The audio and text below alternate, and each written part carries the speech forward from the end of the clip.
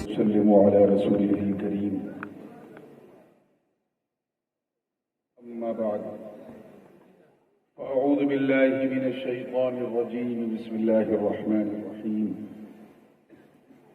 وأقيموا الصلاة. صدق الله العلي العظيم وبلغنا رسوله النبي الأمين الأمي الكريم ونحن على ذلك لمن الشاهدين والشاكرين والحمد لله رب العالمين. بارگاہ رسالت والے رسالت میں پوری محبت کے ساتھ جھوم جھوم کے ہدیہ درود پیش کر لیں اور پڑھیں اللہم صلی علی سیدنا و مولانا محمد وعلی آل سیدنا و مولانا محمد کما تحب و ترضى بأن تصلی علیہ صلاۃ و سلام علیک یا رسول اللہ صلی اللہ علیہ وسلم. وہ جو آپ لوگ گڑبڑ سڑبڑ کر رہے ہیں اس کو تھوڑی دیر کے لیے روک دیجیے اور میری طرف منہ کیجیے. یہاں ہم سبھی کے لیے نہیں نبی کے لیے ہیں.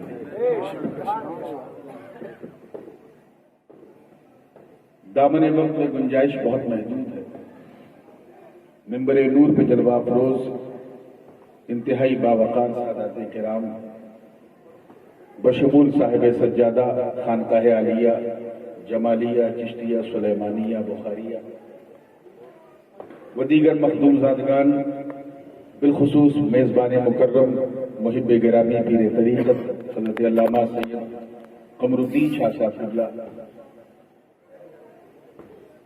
جن کی محبت بھری دعوت پر اللہ کے اس گھر کی تعمیر کے سنگ بنیاد کے حوالے سے یہ فقیر اشرفی و گدائے جیلانی کے لیے اللہ نے اپنے خلیل ابراہیم کا انتخاب کیا. وہ ابراہیم خلیل اللہ جو کبھی کسی امتحان میں ہارے نہیں، پست نہیں ہوئے، مایوس نہیں ہوئے، بلکہ ہر امتحان میں ہر پریچھا میں کامیاب. نمرود سے مقابلہ کرنے کی بات آئی، حضرت ابراہیم نے پیچھے مڑ کے نہیں دیکھا. آتش نمرود میں اترنے کی بات آئی، جناب ابراہیم نے جبریل کی بھی مدد نہیں مانگا. حلب کی سبز اور ہریالی زمین کو چھوڑ کر مکے کے بنجر میں بسنے کی بات آئی تو میرے ابراہیم نے تب بھی انکار نہیں کیا. اپنی بیوی بچوں کو چھوڑ کر تبلیغ دین کے لیے جھنڈا اٹھانے کی بات آئی، حضرت ابراہیم نے تب بھی انکار نہیں کیا. خود تو گفا میں رہتے تھے، کیف کے اندر، پہاڑ کے اندر، لیکن جب اللہ کے گھر کی تعمیر کی بات آئی تو حضرت ابراہیم نے تب بھی انکار نہیں کیا. اللہ پاک اس منظر کی اس طرح منظر کشی فرمائے. وَإِذْ يَرْفَعُ إِبْرَاهِيمُ الْقَوَاعِدَ مِنَ الْبَيْتِ وَإِسْمَاعِيلُ. یہ محبوب یاد کرو جب ابراہیم و اسماعیل مسجد حرام کعبۃ العظمیٰ کی کے در و دیوار کو بلند کر رہے تھے. ہم تو اپنا گھر بہت اچھا بناتے ہیں. ہم جس سماج میں جی رہے ہیں اس میں سوچتے ہیں کہ اپنے گھر میں وائٹ مکرانہ لگوائے اور اللہ کے گھر میں ٹائل سے بھی کام چل جائے تو چل جائے. یہ تو ہماری اور آپ کی لائف اسٹائل ہے.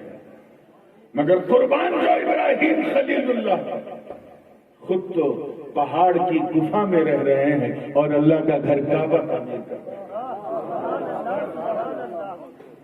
اور اسے مزدور نہیں بنا رہے، بڑے بڑے حضور بنا رہے ہیں. ملائے اعلیٰ کے قدسی فرشتے موکلین و جنات ردے پہ ردہ رکھ رہے ہیں. جناب اسماعیل اپنے ننھے ہاتھوں سے اس مسجد کی تعمیر میں حصہ لے رہے ہیں اور ایک پتھر پہ کھڑے ہو کے حضرت ابراہیم ڈائریکشن دے رہے ہیں کہ ایسے بناؤ ایسے بناؤ. چند دنوں میں کعبہ بن گیا. تاریخ توحید اور تاریخ اسلام کا وہ پہلا اللہ کا گھر تھا جس کا ہم طواف کر کے حاجی بن جاتے ہیں. ایک عظیم خدمت پیش کی حضرت ابراہیم نے اس گھر کی تعمیر نو کی جہاں حضرت آدم نے بنیاد رکھی تھی. تعمیر ہو گئی تو آواز آئی ہے ابراہیم. توجہ چاہوں گا خاص کر ان لوگوں کی جنہوں نے اپنی بیش قیمتی امداد سے جو ہے مسجد کی تعمیر میں حصہ لیا ہے. کسی نے 100، کسی نے 500، کسی نے 1100، کسی نے 1000، کسی نے 11000، 21000، 51000 جو دے کے بیٹھے ہیں اور جو دینے کا ارادہ رکھتے ہیں اور جو دور دور بعد میں دیں گے. میں سب کی خاص توجہ چاہتا ہوں. آواز آئی ہے ابراہیم تو نے میرے لیے کیا نہیں کیا؟ میں نے نمرود سے مقابلے کی بات کی، تو نے مقابلہ کیا. مکے میں آنے کی بات کی، تو آ گیا. آتش نمرود میں اترنے کا منظر پیش کیا، تو نے کہیں جبریل کی بھی مدد نہیں مانگی. حق تو یہ ہے کہ جب میں نے کہا میرا گھر بناؤ تو نے اپنا گھر نہیں بنایا، میرا گھر بنا دیا. اے ابراہیم مان whatever you will ask، جو چاہو مانگو میں تمہیں دوں گا. حضرت ابراہیم نے میرے دوستوں کچھ نہیں مانگا، ہاتھ اٹھا کے صرف اتنا عرض کیا ربنا تقبل منا انک انت السمیع العلیم. اے اللہ بس یہ جو تیرا گھر بنایا ہے، یہ جو اس کی اینٹیں رکھی ہیں، یہ جو اس کی تعمیر ہوئی ہے، کنسٹرکشن ہوا ہے، مولا بس تو اسے قبول کر لے اور مجھے کچھ نہیں چاہیے، بس قبول کر لے. آواز آئی ہے ابراہیم کچھ اور مانگ، اے ابراہیم کچھ اور مانگ. حضرت ابراہیم اور جناب اسماعیل دونوں نے ہاتھ اٹھا دیے. ربنا وجعلنا مسلمین لک ومن ذریتنا امة مسلمة لک وارنا مناسکنا وتب علینا انک انت التواب الرحیم. اے اللہ ہمیں کچھ نہیں چاہیے، بس میں اور میرا بیٹا اسماعیل ہمیں بس تو مسلمان بنائے رکھ، خاتمہ بالخیر فرما، مسلمان بنائے رکھ اور وعدہ کر کہ تو ہماری صلب سے، ہماری پشت سے، ہماری نسل سے امت مسلمہ کو پیدا فرمائے گا. اللہ پاک نے فرمایا اے ابراہیم کچھ اور مانو. یہ بھی قبول، توجہ چاہوں گا، یہ قبول کچھ اور مانگ. تو نے بہت بڑا کام کیا ہے، تو نے اپنا گھر نہیں میرا گھر بنایا ہے. وہ گھر بنایا جس کی وجہ سے میں نے تجھے انی جاعلک للناس امامہ کا تاج پہنایا. وہ گھر بنایا جس کے لیے میں نے واتخذ اللہ ابراہیم خلیلہ کی دستار تیرے سر پہ رکھی. وہ گھر بنایا جس کے لیے تو نے مجھ سے عہد کیا کہ وہ ارنا مناسکنا وتب علینا، تو یہاں خانہ کعبہ کی میزبانی قبول کرے گا. وعہدنا الی ابراہیم و اسماعیل ان طہرا بیتی للطائفین والعاکفین والرکع السجود. اللہ پاک فرماتا ہے ہم نے عہد لیا ابراہیم و اسماعیل سے کہ تم دونوں میرے گھر کو پاک رکھنا، صاف رکھنا، طواف کرنے والوں کے لیے، رکوع کرنے والوں کے لیے، سجدے کرنے والوں کے لیے. اے ابراہیم تو نے بہت بڑا کام کیا ہے. وہ کیوں نہیں مانتا جو تیری مراد ہے، جو تیری تمنا ہے، جو تیرے من میں انگڑائی لے رہی ہے. میں تیرا خالق ہوں، میں جانتا ہوں کہ تو کیا مانگنا چاہتا ہے، مگر میری مرضی ہے، مشیت یہ ہے کہ تو مانگ تاکہ دنیا دیکھ لے کہ اس مسجد کی تعمیر کے بدلے میں تو نے اللہ سے مانگا کیا اور اللہ نے تجھے دیا کیا.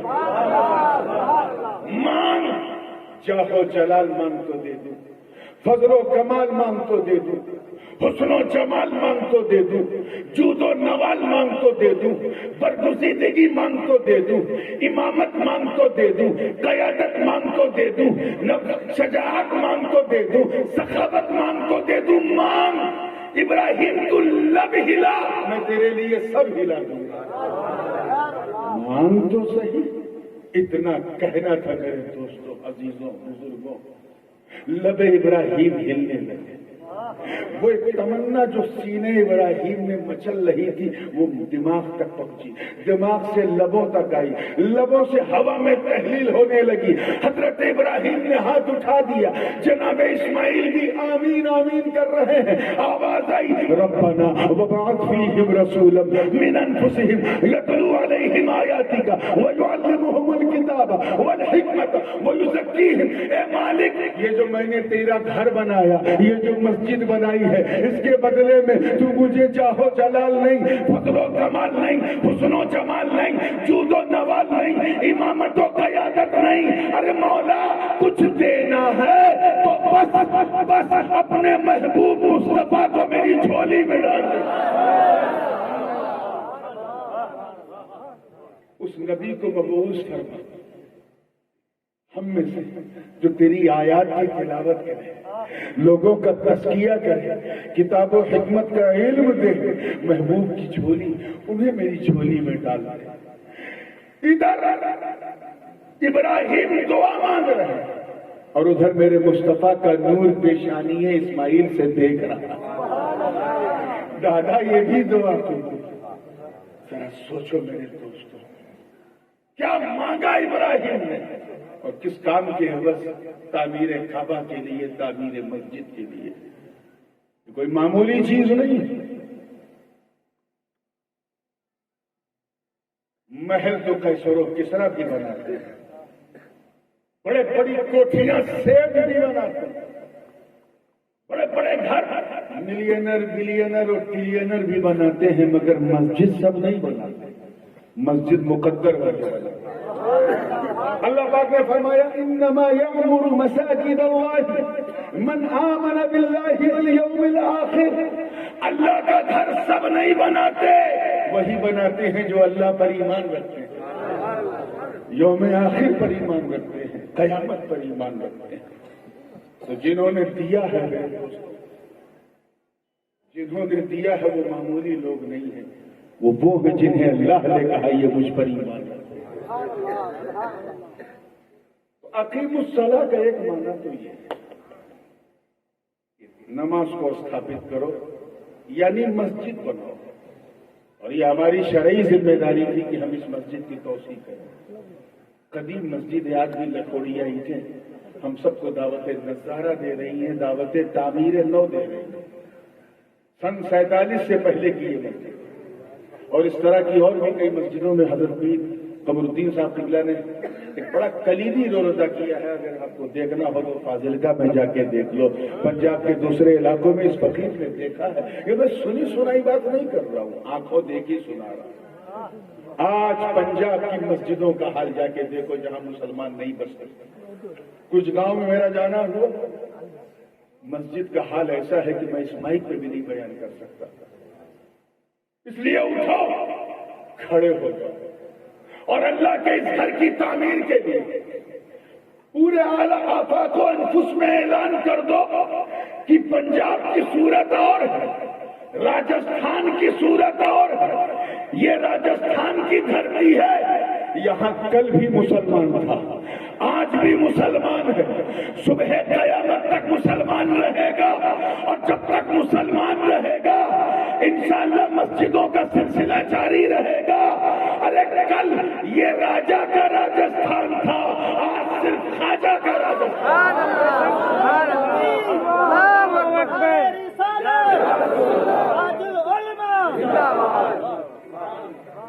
آئیے اب اس کے دوسرے معنی کی طرف. میں جانتا ہوں کہ پیر صاحب کے ذہن میں کون کون سے گوشے ہیں. یہ ایسا کیوں کرتے ہیں؟ ایک تو مقصد یہ ہے کہ مسجد آباد ہو جائے. کیا ہو جائے؟ مسجد زور سے بولیے, آباد ہو جائے. اور ایک مقصد اور ہے جو اس معنی میں پوشیدہ ہے. اللہ پاک نے فرمایا اقیم الصلاۃ. کیا فرمایا؟ نماز قائم کرو. حضرت پیر صاحب دیکھیے گا, ہمیں یار قائم کرنے کے لیے دو چیزوں کا ہونا بہت ضروری ہے. یہ نہیں ہوگی تو قائم ہی نہیں. جیسے سیڑ بننا ہے, یہ کائی سیڑ بننے کے کون ہے جو سیڑ بننا نہیں چاہتا؟ لیکن یہ اچھی طرح آپ جانتے ہیں کہ سیڑ بننے کے لیے دو چیزیں ضروری ہیں. ایک یہ کہ پیسہ کمایا جائے, کماؤ گے نہیں تو سیڑ کیسے بنو گے؟ اور دوسرا یہ ہے کہ کمائے ہوئے پیسے کو بچایا, بچاؤ گے نہیں تو سیڑ کیسے بنو گے؟ 1 لاکھ روپیہ روز کماؤ اور 1.5 لاکھ اڑاؤ, سیڑ بن پاؤ گے؟ بولو کیوں؟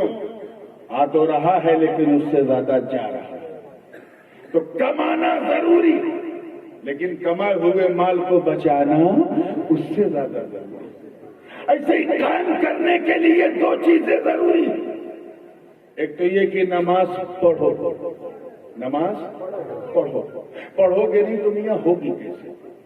اور دوسرا یہ کہ پڑھی ہوئی نماز کو بچاؤ، بچاؤ، بچاؤ گے نہیں تو پھر تمہارے اکاؤنٹ میں ٹکے گی کیسے؟ ہمیں ابلیس بھی تو پڑھنا جانتا تھا،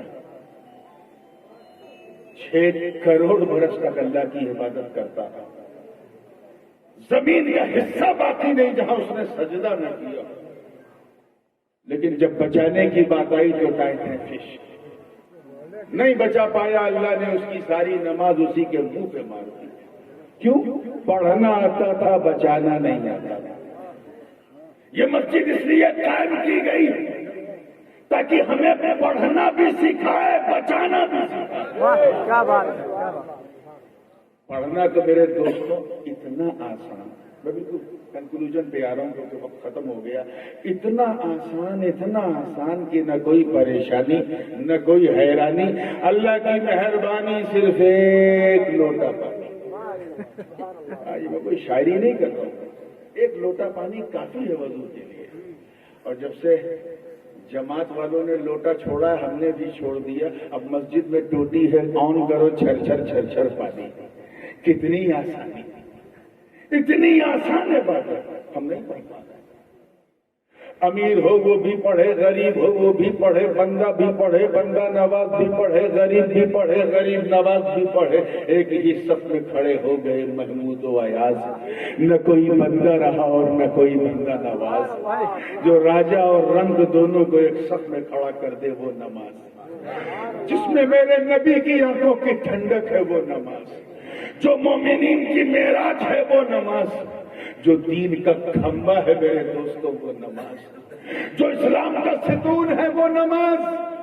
اتنی عظیم الشان عبادت، معلوم ہے پڑھنا کتنا آسان ہے، آرام سے وضو کرو نماز پڑھنے لگو، کھڑے ہو کے پڑھنے لگے، 1 پیسے کا خرچہ نہیں، ہر چیز میں کچھ نہ کچھ خرچہ ہوتا ہے، حج میں تو بہت زیادہ خرچ ہوتا ہے، اسی لیے مستقل لوگوں پر حج فرض سکتے نہیں، زکات میں خرچ ہوتا ہے، مال جاتا ہے، روزے میں بھی خرچ ہوتا ہے، یہ بھجیے کا خرچ، یہ پکوڑے کا خرچ، یہ مٹھائی کا خرچ، یہ پھل کا خرچ ہے کہ نہیں بولو؟ صرف نماز ایسی ہے کہ بھکاری بھی پڑھے، سوالی بھی پڑھے، کمالی اور جمالی بھی پڑھے، جو چاہے، کوئی 1 پیسے کا خرچ نہیں، مسجد میں ٹیکس نہیں لیا جاتا نماز پڑھنے کا، آرام سے کھڑے ہو کے پڑھو، کھڑے ہو کے نہیں پڑھ پا رہے، بیٹھنے میں دقت ہوتی ہے، کوئی بات نہیں، بیٹھ کے پڑھو نماز ہو جائے گی، کتنی آسان ہے بات، بیٹھ کے نہیں پڑھ پا رہے ہیں، یہ ریڑھ کی ہڈی میں کچھ مسئلہ ہے، کوئی بات نہیں، لیٹ کے پڑھ لو نماز ہو جائے گی، لیٹ کے بھی نہیں پڑھ پا رہے، ہاتھ پیر ایک دم پیرالائز ہو گیا ہے، جام ہو گیا ہے، کوئی بات نہیں، پلکوں کی جنبش سے سجدے رکوع کر لو نماز، کتنی آسان ہے بات، اور بچانا اتنا مشکل کہ ابلیس سے لعین نہ بچا پایا، پڑھنا اتنا آسان، دیکھیے گا کہ منافقوں کا ہیڈ جو تھا، جو حضور کا چھپا ہوا دشمن عبداللہ ابن ابی، اسے بھی نماز پڑھنا آتا، فجر ظہر عصر مغرب عشاء تو پڑھتا ہی تھا، لوگوں کو دکھانے کے لیے رات میں تہجد بھی پڑھتا تھا، پڑھنا آتا تھا، مگر بچایا کیسے جائے میرے نبی کے کردار نے ہمیں سمجھایا۔ نماز پڑھنا اتنا آسان کہ منکرین زکات کو بھی پڑھنا آتا تھا، ایک جماعت نے سر اٹھایا حضور کے ظاہری پردے کے بعد کہ ہم نماز تو پڑھیں گے، زکات نہیں دیں گے، معاذ اللہ، استحلال حرام اور حرام کی مرتکب ہوئی جماعت، پڑھنا آتا تھا مگر بچایا کیسے جائے صدیق اکبر کی گفتار نے ہمیں سمجھایا۔ نماز پڑھنا تو اتنا آسان کہ سبائیوں کو بھی آتا تھا، مگر نماز کو بچایا کیسے جائے حضرت عمر ابن خطاب کی شہادت نے ہمیں سمجھایا۔ نماز پڑھنا تو اتنا آسان کہ بلوائیوں کو بھی آتا تھا، مگر نماز کی رکشا کیسے کی جائے عثمان بن نورین کے بہتے ہوئے لہو نے ہمیں سمجھایا۔ نماز پڑھنا تو اتنا آسان کہ خارجیوں کو بھی آتا تھا، مگر نماز کو بچایا کیسے جائے اپنی اپنی آخری نماز پڑھتے ہوئے اللہ کے گھر میں ضرب شہادت لیتے ہوئے مولا علی نے ہمیں سمجھایا، ارے نماز پڑھنا تو اتنا آسان کہ یزیدی بھیڑیوں کو بھی آتا تھا، مگر نماز کو بچایا کیسے جائے؟ اپنے جیون کی آخری نماز پڑھتے ہوئے سیدہ کے لال امام حسین نے ہمیں